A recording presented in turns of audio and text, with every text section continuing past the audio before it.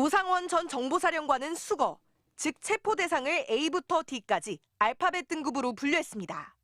먼저 등급 A로 표기된 수거 대상자엔 이재명 더불어민주당 대표, 조국 전 의원과 함께 문재인 전 대통령의 이름이 적혀 있었습니다. 노 전 사령관은 특히 간첩 재판자라는 항목 아래 문재인과 그 일당, 그리고 이재명 쪽 놈들이라고 쓴 걸로 확인됐습니다. 비상계엄 선포와 함께 야당 지도부는 물론 전직 대통령까지 간첩 혐의를 적용해 체포하려 한 것으로 보입니다. 문재인 전 대통령과 같은 A급 체포 대상에는 유시민 작가, 임종석 전 대통령 비서실장과 함께 윤 대통령이 대선 후보 시절 여당 대표를 지낸 이준석 국회의원도 포함됐습니다. 또 정청래, 김용민, 김의겸 등 전현직 의원들도 적혀 있었습니다. 사법부도 예외가 아니었습니다. 좌파 판사 전원이라는 글자와 함께 유창훈이라는 이름이 발견됐는데 2023년 9월 이재명 대표의 구속영장을 기각한 서울중앙지법 영장전담 부장판사를 지목한 것으로 보입니다. 노 전 사령관은 이들 A급 체포 대상자를 그룹별로 묶지 말고 섞어서 수집소로 보낸다며 포승줄을 활용하라고 적었습니다. 전교조, 민변, 민주노총은 물론이고 천주교 정의구현 사재단과 윤석열 정권 퇴진 운동본부의 이름을 올린 불교 기독교 인사들도 수거 대상으로 명시했습니다. 특히 문재인 정부 인사들에 대해선 청와대 행정관 이상, 차관 이상, 국정원 하수인, 경찰 총경, 장관 보좌관은 물론 공기업 인사들까지 무더기로 수거 대상으로 열거했습니다.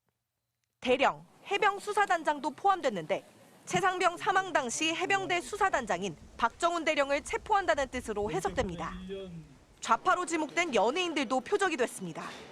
방송인 김어준 씨와 함께 김재동, 심지어 차범근 전 축구 대표팀 감독 이름도 적힌 걸로 확인됐습니다. 노상원 수첩에 담긴 체포 대상자 일부는 홍장원 전 국정원 1차장의 폭로와 조지호 경찰청장의 진술로 이미 그 명단이 공개됐습니다.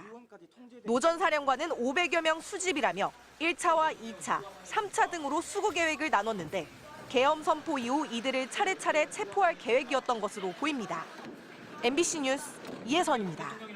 자녀 입시 비리 등의 혐의로 기소된 조국 전 법무부 장관의 항소심 판결을 앞두고 선처를 요청하는 탄원서를 제출한 차범근 전 축구대표팀 감독. 조 전 장관과 개인적 인연이 없음에도 탄원서를 낸 사실이 화제가 된 가운데 어제 유튜브 방송에 나온 조 전 장관이 관련 질문을 받았습니다.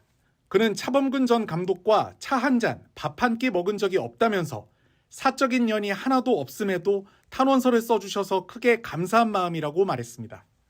차 감독님 같은 경우는 뭐 굳이 저를 위해서 탄원서를 써주실 이유가 없는데 지금도 기사가 나가니까 또 많은 사람들이 공격을 하지 않습니까? 이런 것까지 감수하시게 되게 만들어서 좀 저로서는 죄송스럽고 또 차 감독님께서 그럼에도 불구하고 그런 것까지 예상하시면서 탄원서를 제출해 주셔서 저로서는 좀 깊이 감사드릴 뿐입니다.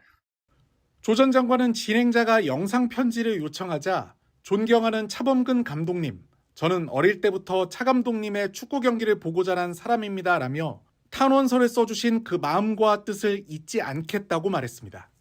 앞서 차 전 감독은 조국의 두 아이는 모든 것을 내려놓았다.